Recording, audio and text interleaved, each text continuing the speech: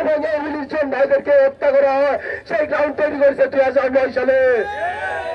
সংগ্রামী সাথীগণ, আমাদের দাবি অতি দ্রুত কমিশন গঠন করতে হবে এবং সেই কমিশনে রাখতে হবে কোন ধরনের আমলাকে রাখা যাবে না।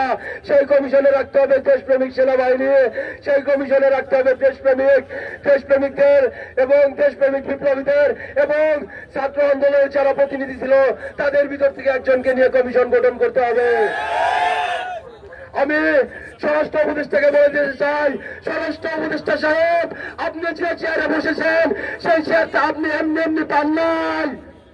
সেই চেয়ার পাওয়ার জন্য 2000-এর বেশি মানুষকে শহীদ হতে হয়েছে।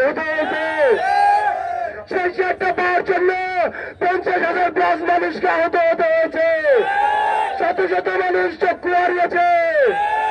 যদি সেই চেয়ারে বসে আপনি কোন ধরনের প্রমোশন করার চেষ্টা করেন, আপনাদের সেই চেয়ার থেকে ছুড়ে ফেলতে ছাত্র জনতা বিন্দু পরিমাণ অপেক্ষা করবে না।